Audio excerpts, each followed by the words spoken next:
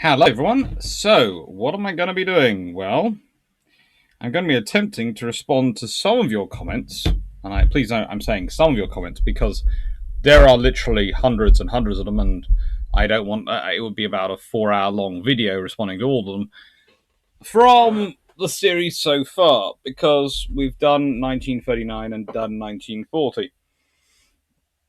Now, the first criteria I'm going to point out is that, very simply, I was limited in that I couldn't exercise foreknowledge, so I had to be planning as they were then.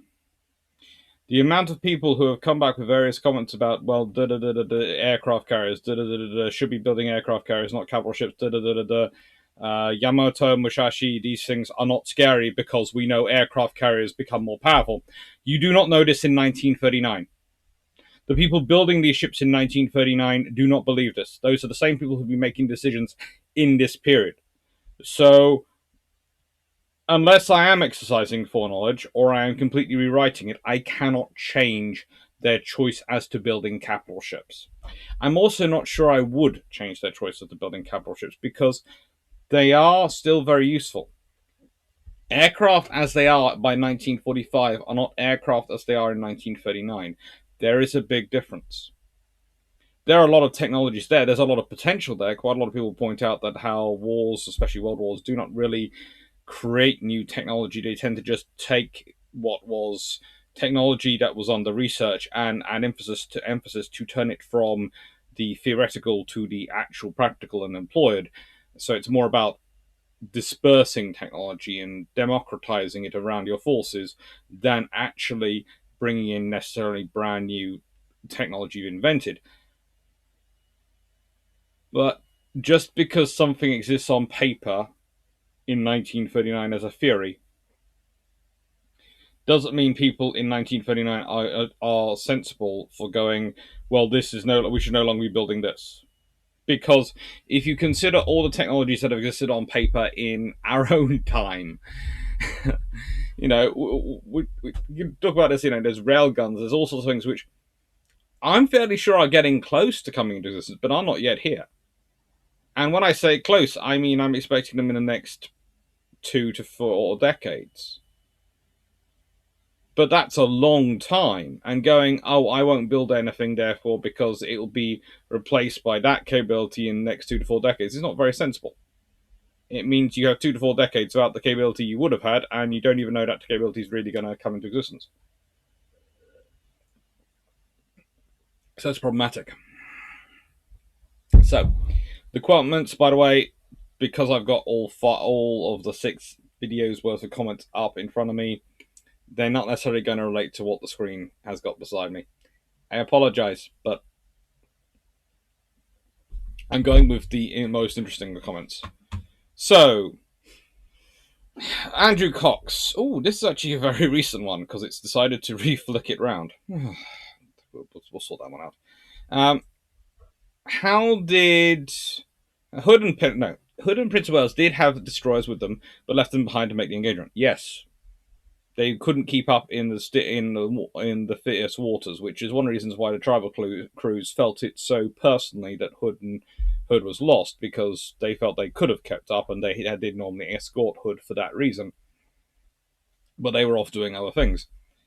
If Bismarck had torpedo boats with her, then I assume Holland would have made sure destroyers and cruisers were in a position to defend him if required. So Denmark Straits probably happens later in day on 25th, once the Brits have concentrated. True. It probably happens later, and it then would have far more forces involved. It would be far more interesting in terms of the likelihood of what could have been involved. It's like one of those reasons why I keep bringing up the aircraft carrier, and I would say again the Grass Zeppelin. The amount of comments who come through basically goes of, and Nicole Ross, I'm using your comment because you've articulated it very well, not because I think you're necessarily terribly wrong or silly, but because you are articulating the point that's generally coming around the Grass Zeppelin quite well. I disagree on the Grass Zeppelin. The Carrier's Navy took 15 years to come up with an effective carrier doctrine. 15 years? Honestly, the carrier doctrine, carriers kept evolving on the ship. So honestly, the doctrine for the air capabilities of aircraft as existed in 1939 is different from the doctrine as existed in 1945, but also quite sensibly is very different to the doctrine that existed for a carrier aircraft in 1929 when their capabilities were very, very different. Doctrine does, to an extent, reflect technological capability. So you're expecting the German Navy to come up with fighter control on how to launch a strike to handle aircraft, finish the Grasshopper, and commission it with a shakedown cruise in 4 months to when the Bismarck makes a run. Actually, no, I was thinking more they probably have to delay the Bismarck making its run a bit, but also, and this is the point, the Germans do have most of those skills in various other parts of their military. And yes, bringing it together, they are not going to bring together a ship which is going to be able to fight a Mediterranean-style carrier battle or a battle in the Pacific. They're not looking at that kind of level of carrier doctrine, carrier conflict. But if you're talking about an aircraft carrier which can provide reconnaissance, an overwatch, limited strike, and limited air defense, then I think the Germans could get that. You also have to remember the German air defense doctrine is going to be different because their radars are different from the British ones. So the capabilities they will provide a fleet carrier, it's going to be not the same. I also would point out, at no point have I said that I'm changing things or can I change things to win a war. I'm trying to change it to make it more difficult for the British and maximize the capabilities of the Germans in those scenarios. You cannot change the scenario for Germany in 1939 or 1940 in any way enough to make them able to win a naval war with the British. You cannot. And that is before you get on to the Americans, Canadians, and Australians and all the others joining the war. There is just not a viable route through for Germany to do it. They would need to develop nuclear-powered attack submarines and all sorts of other things just to have a chance, and they're not going to do that. So I'm talking about making it more complicated for the British, and even if the Germans have a badly operated carrier, and please note, you will not get anyone more critical of the Graf Zeppelin, of its design, of its quality, of the entire structure and everything for it than me. But merely having a carrier as part of a task group that can come out into the Atlantic is going to cause the British immeasurably more difficulty. It's going to magnify their problems massively. And I think one of the examples I said was, well, in nice ways, the Germans have a carrier. USS Robin doesn't happen because the British will not be deploying a carrier to Pacific because they'll be going, sorry, we can't afford to. They just can't. Thus, it's more about what you're going to have the impact on the British than necessarily your own capabilities. The British will not be able to afford to treat the carrier as if it is less than capable. They are not going to be able to afford to go, well, they haven't had 15 years, they're not going. They can't do that. They will have to treat it as if it's a worked up, fully capable carrier, and they'll have to act as such, and they'll have to distribute resources as such. It's about tying down another huge chunk of British resources which then can't be used in the Mediterranean, resources which can't be used for Battle Atlantic, resources which can't be used in the Pacific, resources which can't be used in the ocean. That is what you're doing. You are tying down British resources. Now, again, you are quite right in that they are not going to produce a capable carrier, and that design never had a chance of being a capable carrier. But that still doesn't mean it's not going to tie down those resources. So that is what the reality you're dealing with is. Now,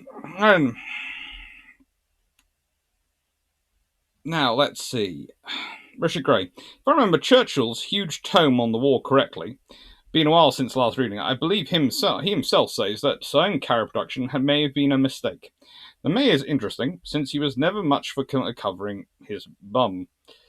My suspicion is that it comes down to politics. He's in the Chamberlain government, so doesn't have a final say. His appointment in September is only because of the war. Chamberlain's brand is peace for appeasement, and it's now disproven, while Churchill is the hawk proven right.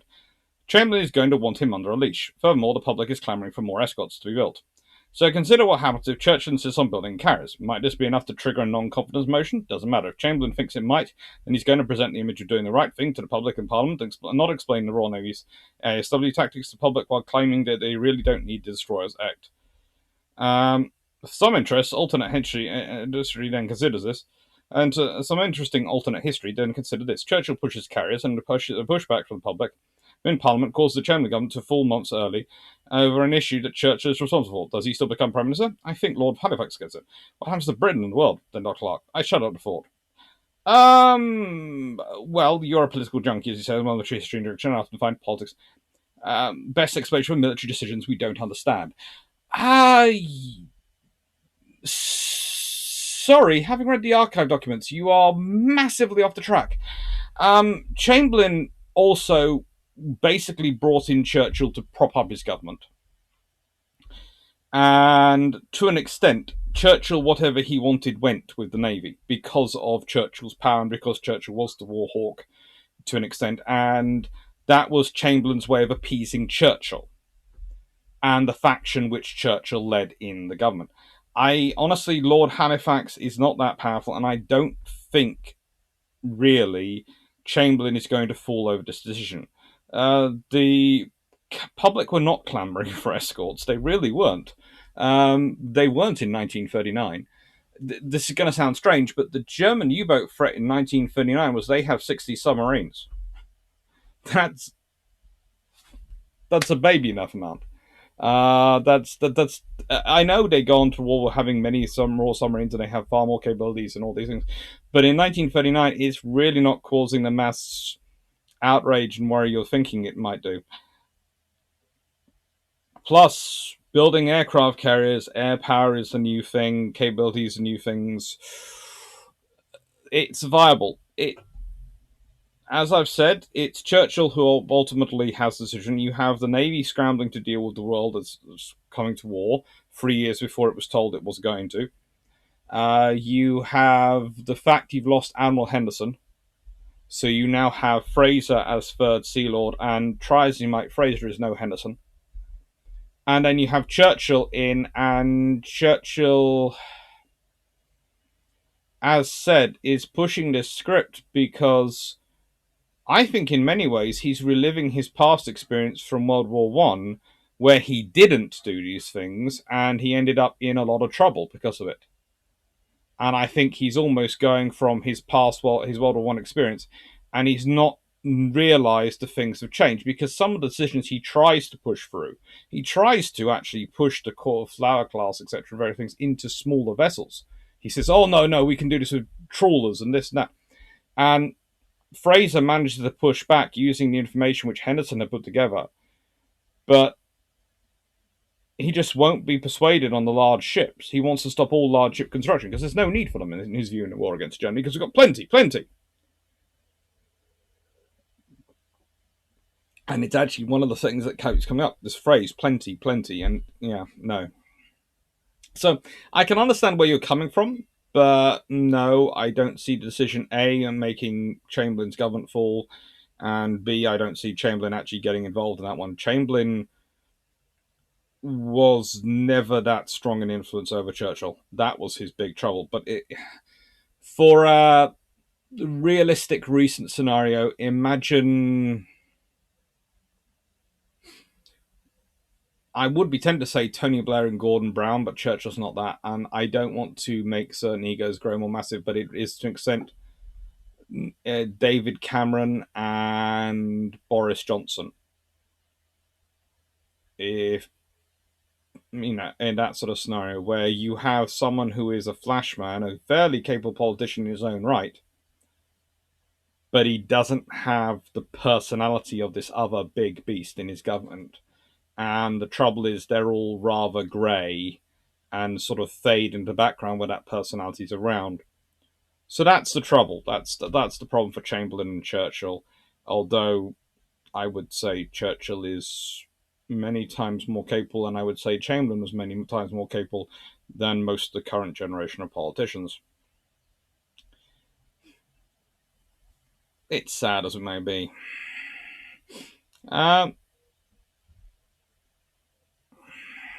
Robert Roberts, thank you. You've recently been reading about the Winter War and the War of Continuation fought by the Finns. I have been reading about the latter war, minor allies of Germany, Finland, Hungary, Slovakia, Romania, Bulgaria, and to extent Spain and Vichy France.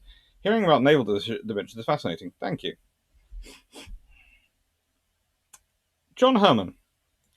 I think building some ships in the United Kingdom is the most logical and realistic choice for the Dutch. Yes, this is another question which keeps coming up, where the Dutch should build their ships. There are two problems with building in America. Please note, I didn't go into this much in the video. I probably should have done more.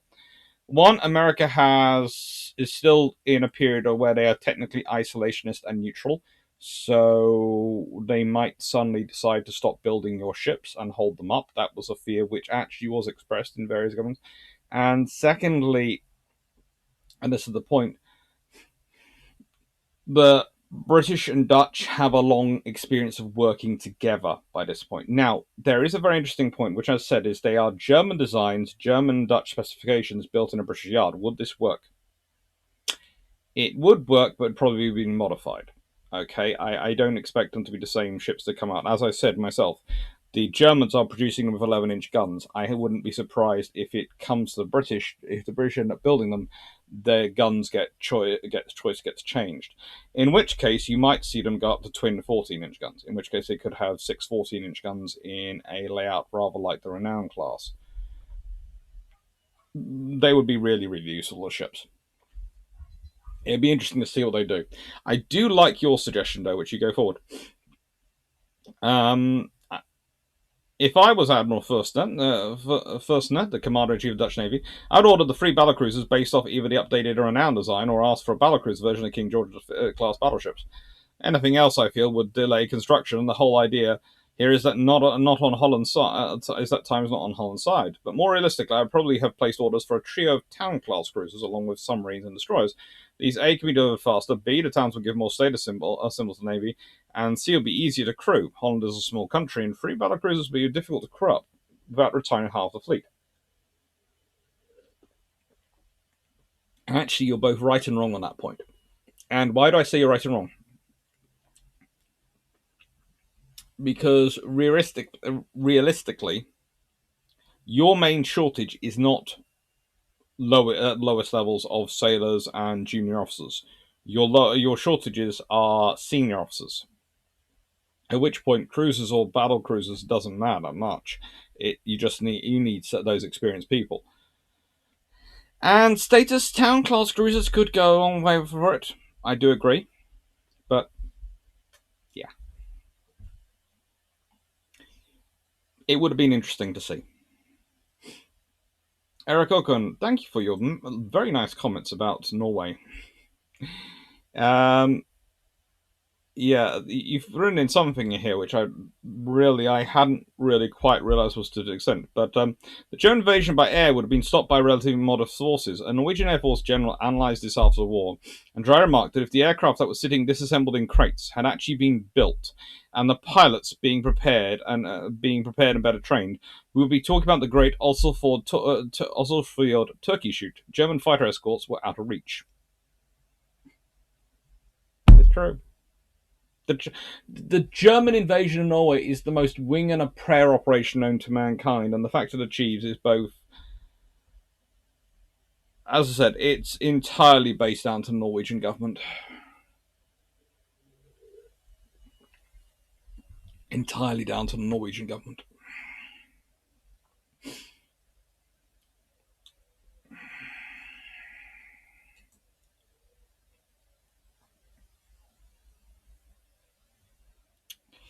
Now, there's an interesting discussion between Glenn McGillivray and John South about whether or not the Dutch should have built or somehow procured HMS Lion and Princess Royal, or two capital ships and a carrier.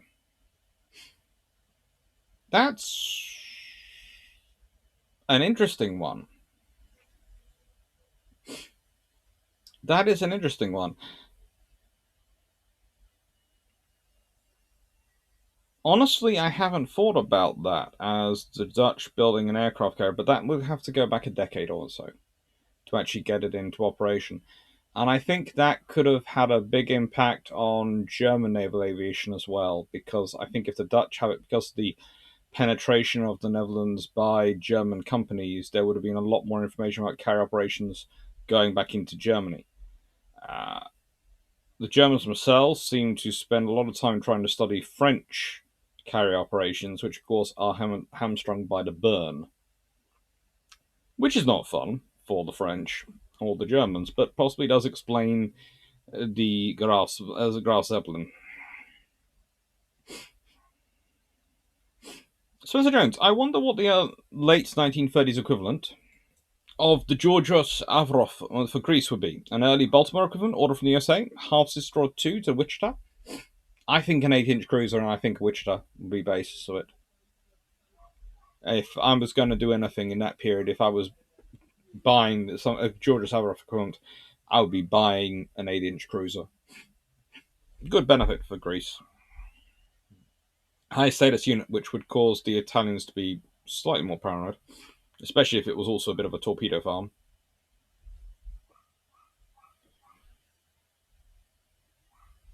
Scrub, Doctor, question, would all nations gain by expanding their ready reserves? Seems like all nations struggle with a lack of trained personnel. Reserves are always useful, but it's how you maintain and train those reserves that's really, really matters. And it's a problem. It honestly is. The amount of issues that come up with training and maintaining reserves in decent numbers and decent levels of trained strength. But I would say in modern era, we have access to a lot of simulators and other systems which we can set up in various land positions and could maintain quite economically. So I think honestly we are starting to see a period where maintaining reserves is far more viable.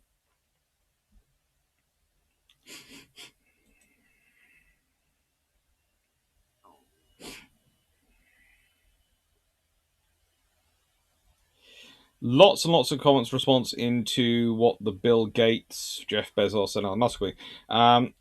Naval has provided what is, I think, the most inclusive of these things, which is USS Bill Gates, the electronic warfare cruiser, load of enough equipment to blanket every radio frequency for 600 miles. USS Jeff Bezos, supply ship with cargo drones, the size of a supertanker, and able to use drones to transport over munitions and supplies.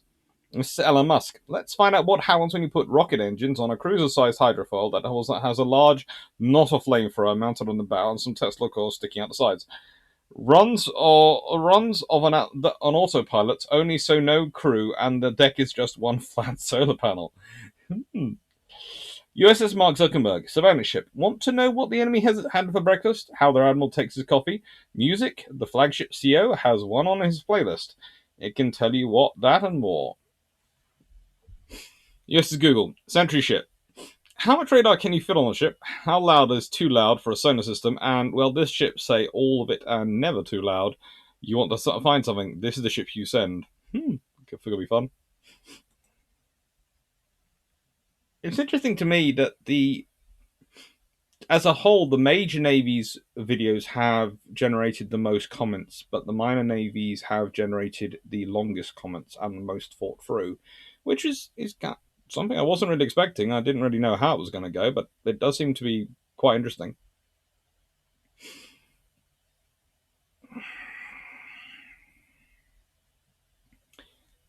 There's a lot of discussions of Swedish neutrality. Andrew Cox, I can't help wondering if you can't somehow get Australia, India, and South Africa working to develop the infrastructure so you can not just Australia, but three major southern hemisphere economies ramped up for war. That potentially rival even the US industrial base. You would have had to start a lot earlier. A lot earlier.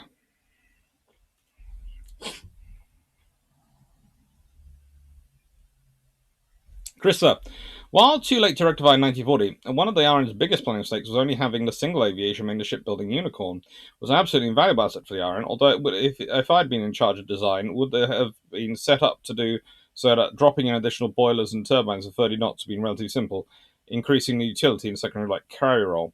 It would not just be additional boilers and turbines. For her to get to 30 knots, you would need to have had dropped in a third shaft. Okay?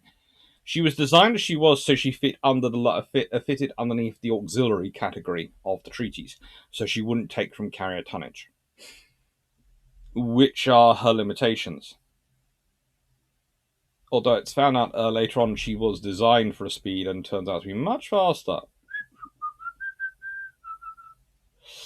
So, we'll leave that to one side.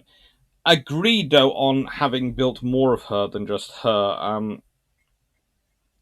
Again, this is one of those things where you start looking into it, you find that they have the plan, and the plan just doesn't get done for various economical reasons and for reasons often of people trying to make it seem like we were taking our time preparing for war to lower the threat, lower the perception of war being likely. Constructing ships and their timelines is considered a potential threat scenario. It is suggesting to the enemy this is when we think the war's going to be.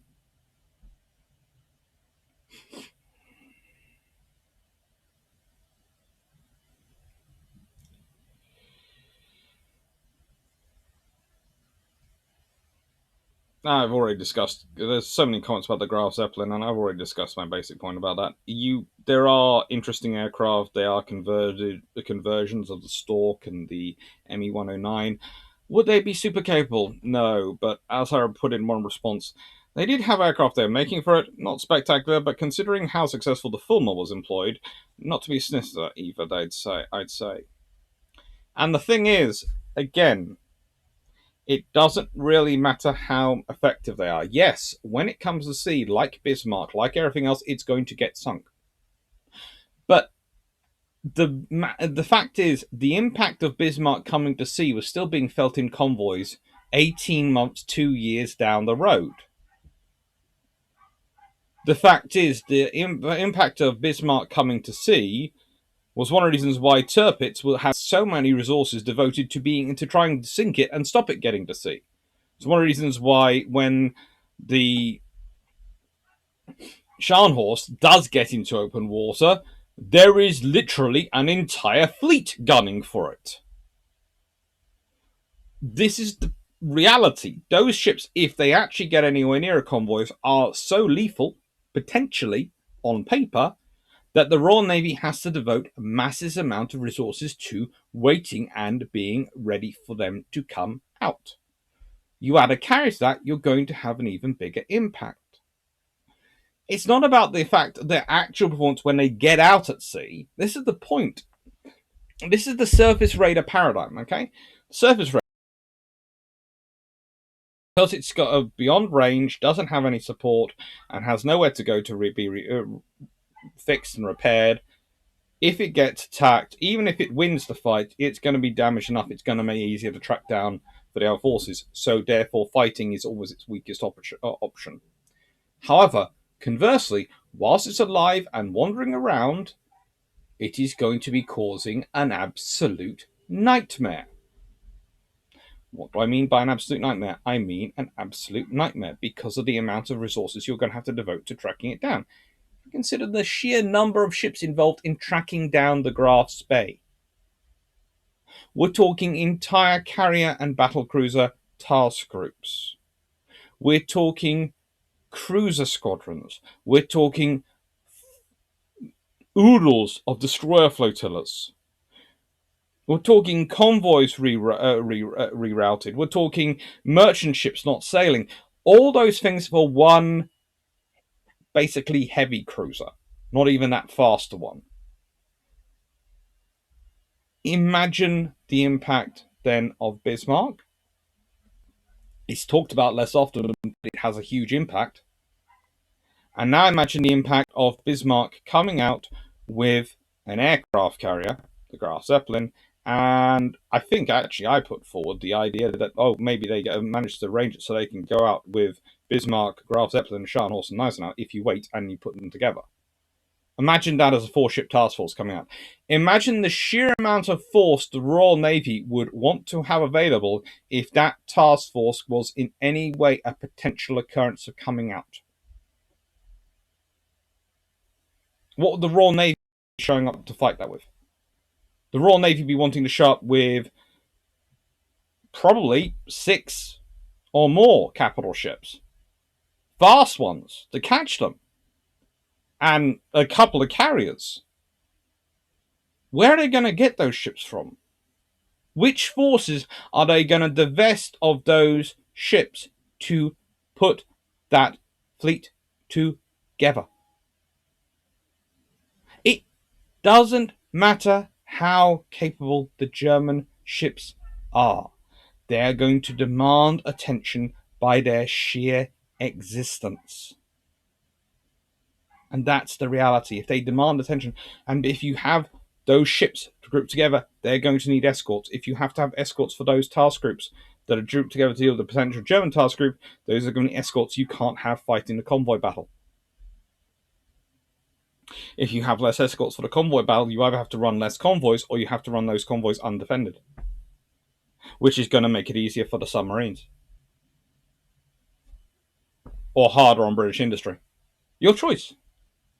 But it is not the first order consequences which I'm talking about when I'm trying to maximize the abilities of the German Navy in 1939, 1940. Because there is nothing in 1939, nothing in 1940, there's nothing in 1930, there's nothing in 1920 I can do that is going to change the outcome.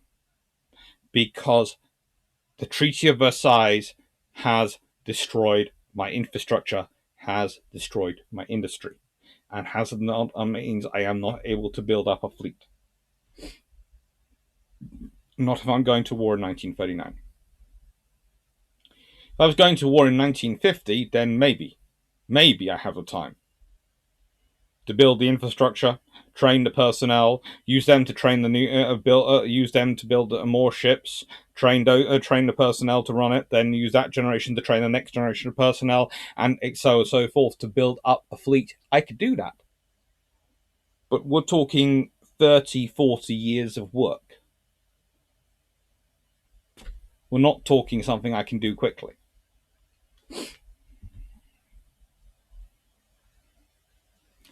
The other question that comes up with the Dutch supercruisers is, where did the supercruisers in the UK come from? Ships have a large royal premium for building in the UK for building aircraft carriers. No way is the UK going to sacrifice some of the fleet carrier-sized ships to build Dutch supercruisers in 1939. Okay, so let me check something.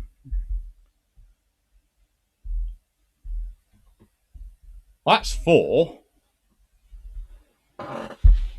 That and let's be honest, launched. Well, they're mostly launched in 1939. Okay, so yeah, they're there, but that's four slips.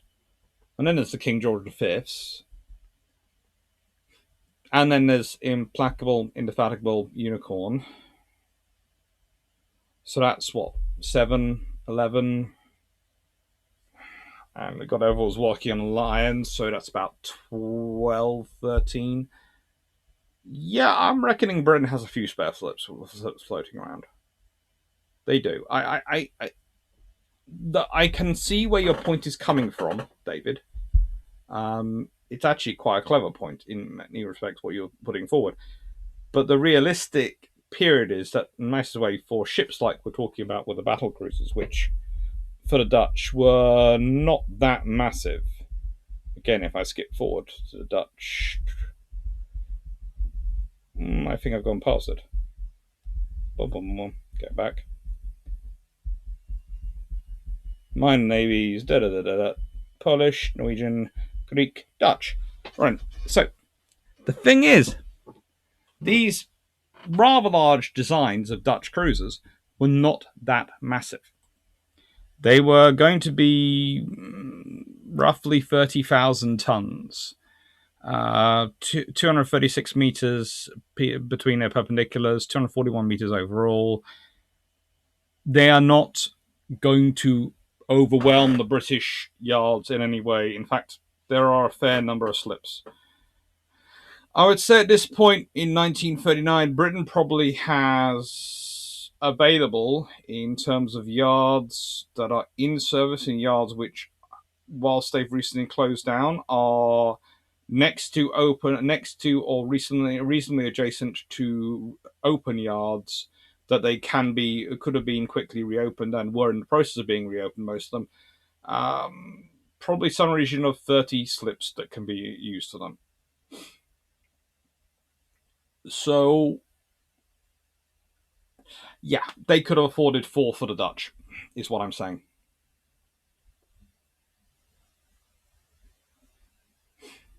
I do see where you're coming from, but yeah. As said, also, America is not really a sensible option for the Dutch at this point. They're just too isolationist in 1939.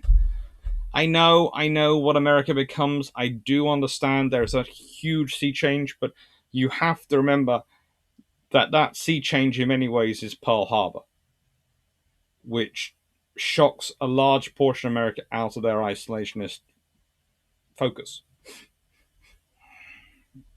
British cuts. One of the big problems with exercises is that umpires decide what is allowed depending on their prejudices. Sometimes it'd be better to encourage one side or another to try something different just to see what effect that would have on the enemy. Not sure, not should we allow it, but could they really do that?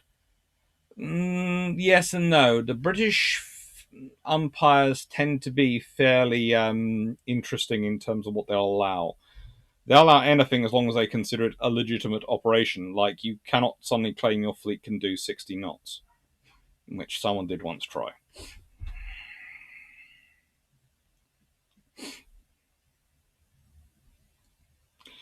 Most of the stuff seems to be coming back to infrastructure, which is not surprising. It's quite good to come back to infrastructure. Lots and lots of questions. I do enjoy these kind of questions. John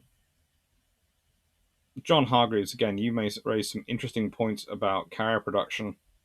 I've already sort of answered them in my reference to our earlier questions, but yeah.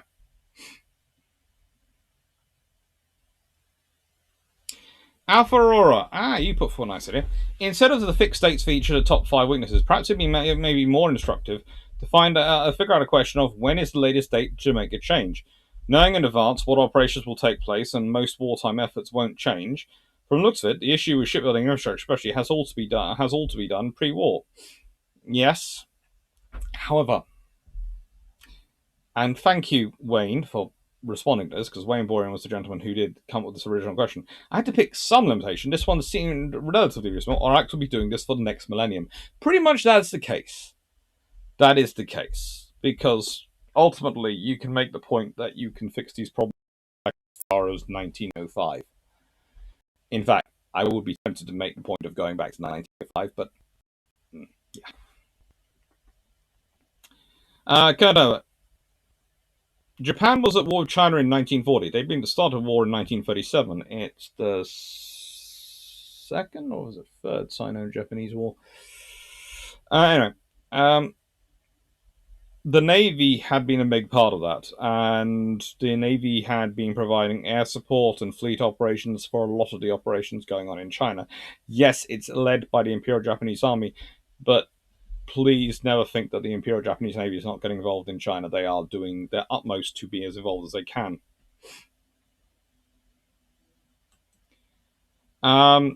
Victor Yeo, sound breakup when you talk about Illustrious class.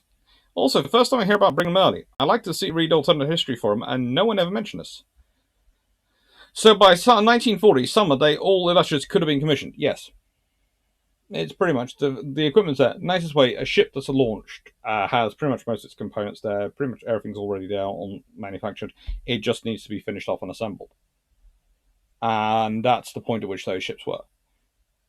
Unicorn is another example, another ship that gets held up because of this. So, in the nicest way, you could have had Unicorn and all the Illustriouses in by latest spring 1941, probably by summer 1940. Maybe autumn if we're adding in some slight delays. And that would have been a really, really useful force to have available in that period. Also, you have to think about it. If you've got those ships built and out of the way, you're going to start pushing forward the next generation of carriers that much quicker. And if you're doing that, then maybe Indefatigable, Implacable get completed more quickly. And you have no idea. It could be who knows what gets into service more quickly. But yes, these ships commissioned May 1940, November 1940, May 1941, and October 1941. They were launched April 1939, August 1939, September 1939, and March 1940.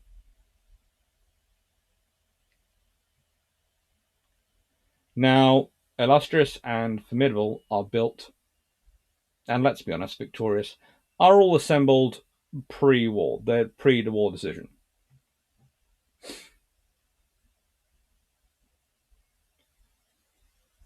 Illustrious should theoretically take the longest between launching and commissioning. Should theoretically, first of the class. And that's April 1939 to May 1940, which is, by my counts, roughly 13 months. Now, August to November 1940, that is moving up. Because let's be honest, it goes August, September, October, November. So that's 15 months.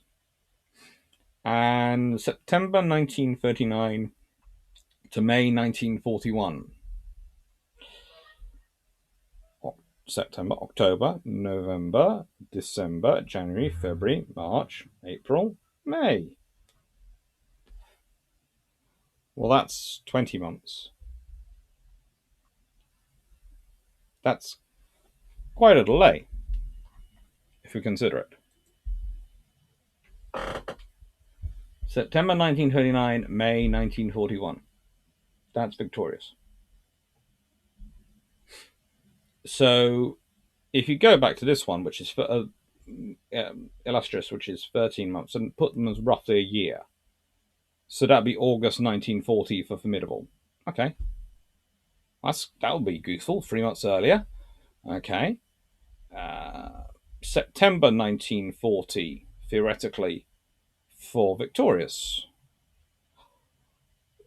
That would have an impact. That would have a very big impact. No, that's 8 months earlier. And if we go to this vessel, this one, March 1940, Indomitable. Now she's done to a modified design. All those things are changed. Yes, da da da da da. Then most of that work's done between this period. So let's be honest. This one should commissioning. We would expect to be fairly quick again. We would expect more pressure, so we would expecting roughly 13, 14 months. And it's March 1940, October 1941. You could probably shave some months off that. But it's all because of the delays that happens between September 1939 and, to be honest, it's about a 6 to 8 month delay that takes place on things. And once you have people go away who are working on your construction, they don't know what your construction is. They come back, they are off the pace of the construction. You have to restart things, you have to redo things, you have to. All sorts of things have to be done again and fixed again and sorted out. So really, you wanted those carriers. You wanted the AA cruisers. You wanted the escorts.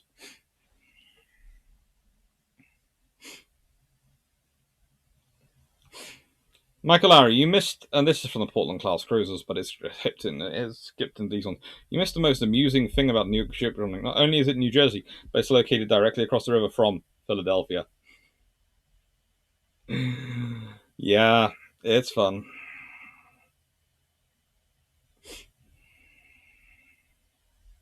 Now, Colin Cameron, if I had command of Australia, and its abundance of wood, I would get all my small yards building MTBs by the thousand and subs where I could, but I would have all the MTB and a large portion of subs fitted with the option to land the torpedoes quickly and deploy mines instead. The big yard I would get building Abdeel derivatives. I would also set up a couple of major mine and torpedo production facilities. Equipment, but not torpedo designs, would be brought from the US and what is available in the primary and secondary market from Central and South America. Possibly even getting MTBs built in Chilean yards and brought over on the decks of freighters. This gives Australia the ability to deploy surprise minefields at the bottlenecks around the Great Barrier Reef and up into various straits around New Guinea, Timor, and Indonesia. That's actually some cool thinking. I'm not sure about the Abdeel class derivatives.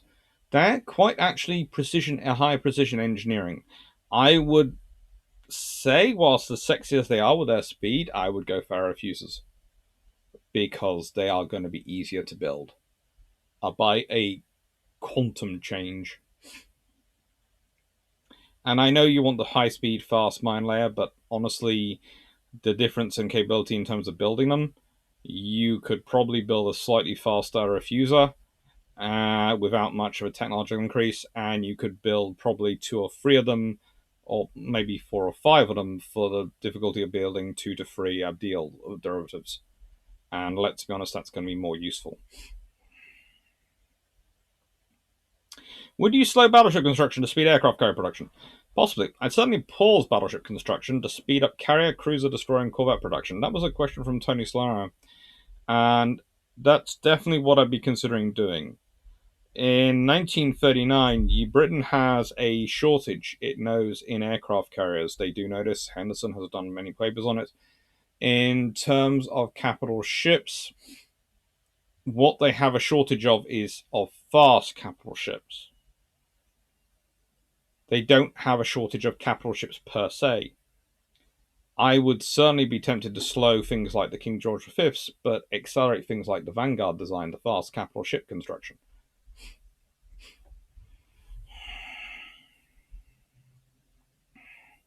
Mm-hmm.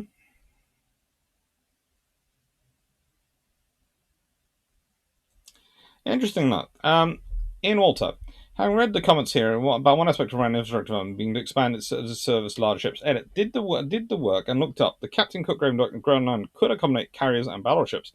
While it's not open until early 1945, it was actually legislated and funded in early 1940. Construction was a priority, but was slow, initially because 30 acres of land reclamation was carried out before the dock could be constructed. So that one might be crossed off the to-do list. Yes, pretty much Australia has a lot of potential, and I've seen a lot of people come out and go, "Oh no, Australia has defense infrastructure." And that one, and you sort of then go and look at the dates of them, and yeah, they're funded in 1940 or some 1939, but they're not actually built till 1945, and that's a problem. That is a problem. You need to get them there quicker.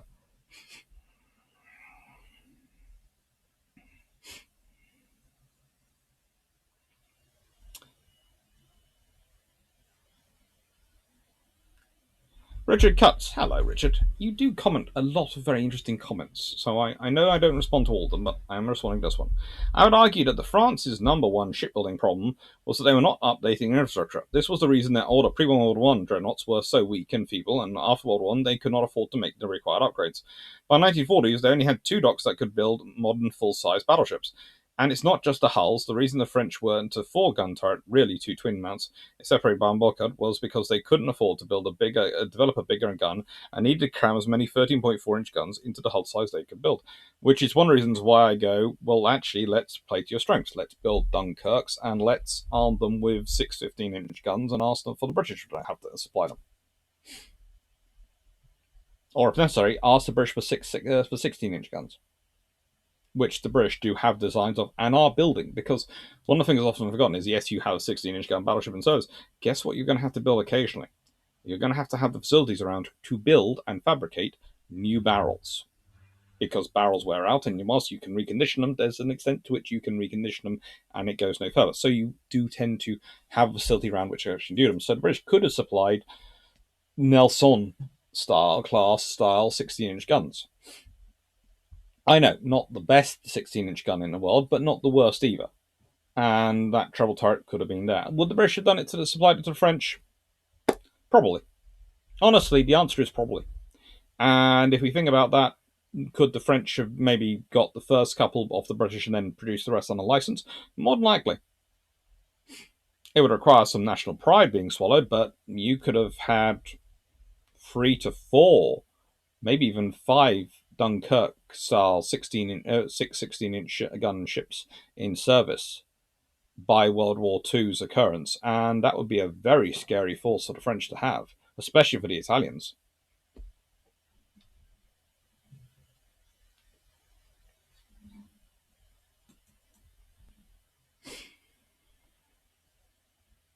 And let's carry on. Attacker Loki, hello. Would 1940 be a good time to start starting the USN's torpedo factory in conjunction with actually testing the Mark 14? Edward, as for the destroyers and the supposed ineffective of their high explosive rounds for taking out bridges, have I gone barking mad to wonder whether a torpedo attack on a stationary piling might be possible? A. Yes, on the torpedo attack, the British might have considered using torpedo to attack bridges, and B, possibly might have done it a couple of times in practice as well. C, no, 1940 is not too late. It would have been actually quite a good time to start retesting and start rebuilding their torpedoes. It would have also been sensible to have done it because whilst you might not necessarily have had them fully available by December 1941, you would probably have had them available and in service and all sorted out by January 1942. So quite a lot of the earlier war would actually be a lot better for the American submarines. Also, if you have a realistic appraisal of your existing torpedoes before they go to war them, then they can do some local modifications to modify them. Glenn McGilvery. Okay, that's a nice long one. If I was the Italian Navy, I think I would negotiate the purchase of some German tactical medium bombers, then negotiate with local affairs to replace them. Why? Because you've identified a need to locate hostile task forces and lone shipping vessels, to thus grant your own Navy the ability to use aerial reconnaissance with planes. Try getting that past the Rage Aeronautica. It's not going to happen. It's a nice idea, but it's not going to happen. Loitering time will be limited, so clearly when finding lone transports, instead of waiting a few hours for a destroyer to slow up, clearly recon should transport a few bombs or on board to blow up weak transports. And I would train the air group at exactly that role. Potentially. It's not like we need to scout the entire Med either, just a bit south of Italy. The ability to send out patrols from a planned point central to the bottom of the nation would allow you to go out and hunt Royal Navy task forces to vector neighbourhood assets to engage. Thus, with one single air group trained in specialist roles, we get Navy strike against poorly defended targets and recon elements to plan offensive and recon potential to locate the threats specific to the task. All a nice idea, however, until I think you come across a carrier. But I think actually, again, the problem is when you're talking about there are limitations to what you can do because of the regional aeronautica and the disputes between the Air Force and Navy. There are also issues when we get into this whole thing of purchasing from the Germans. In 1939, it's far less possible than 1940. In 1940, it's still far less possible than 1941-42. To get Stukas was a major thing for the Italians.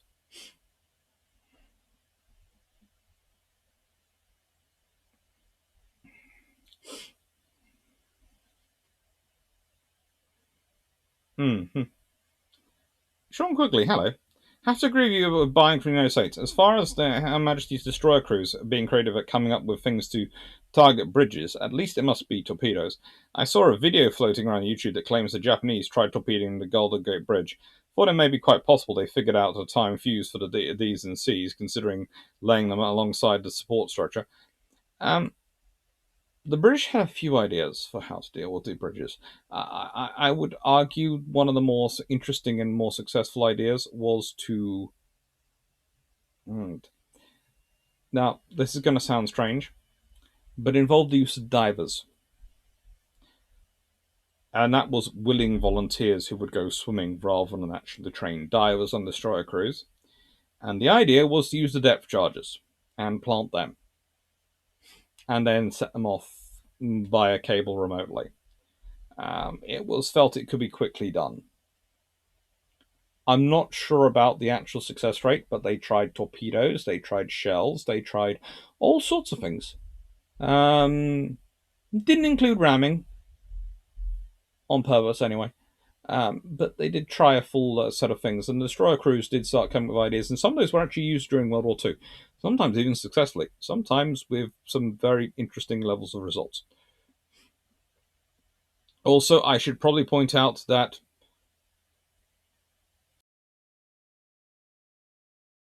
the concept of too much explosive power never really occurred to anyone involved in the various testings.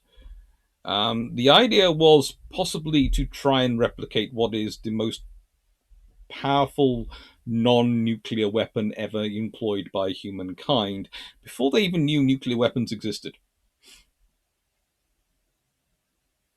Hugo, some audio breakup in the British section on carriers. Yeah, I'm not quite sure why, but sometimes the audio does seem to be breaking up on this. I am working on it. I'm hoping it hasn't happened in this video. But honestly, I think it's possibly something to do with the fact that this computer, as much as I love it, is now I'm almost pushing it to the point of which it's almost beyond its capabilities. I'm at the very edge of its capabilities in terms of how I'm having to run it to try and deliver the level of quality I want to deliver to you.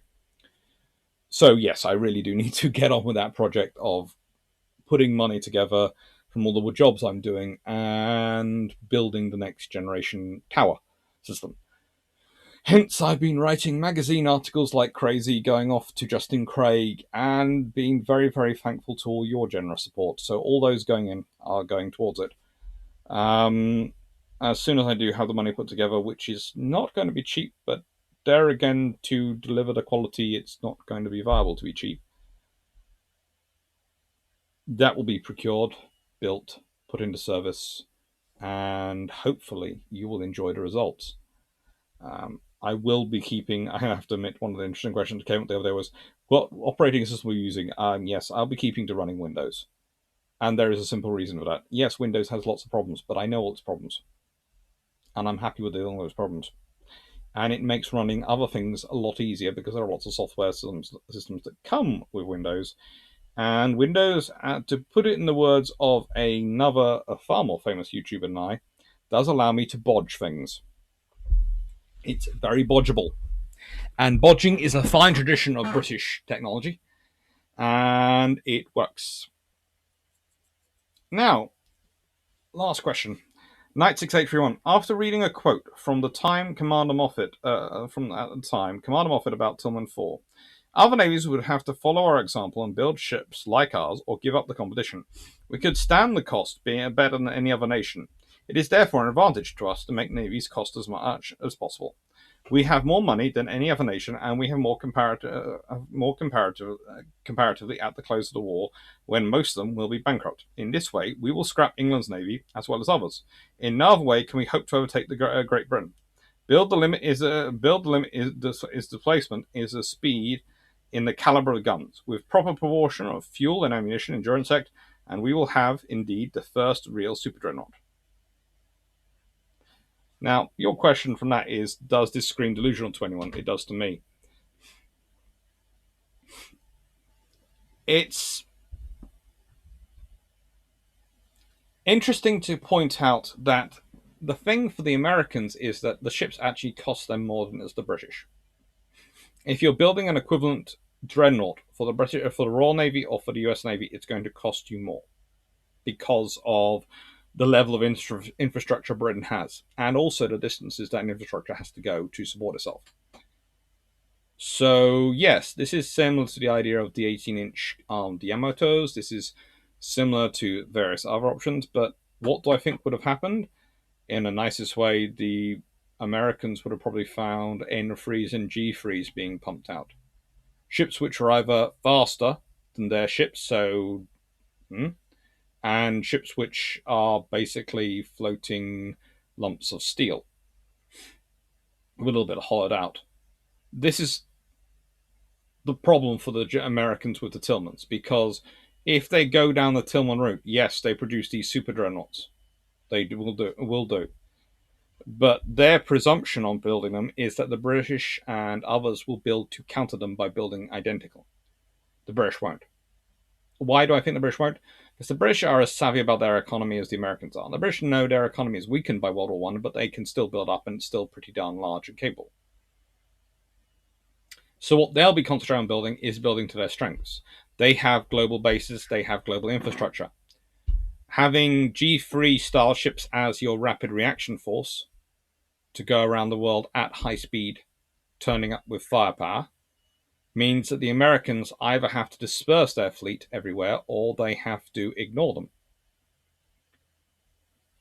Having the end freeze means that the Americans, if they disperse their fleet, you theoretically have the firepower to come in and blow up those Tillmans, especially if they're operating in reduced numbers. So the Americans then are forced to concentrate, which means they can't counter the G freeze. So you're basically trapping the Americans in a catch-22. Anyway, thank you very much for your support. Thank you very much for your assistance. Thank you very much for the questions and comments. I hope you liked some of these responses. And yeah, Thank you. And the question I'm going to get in quickly before it reaches its full hour for this one is this.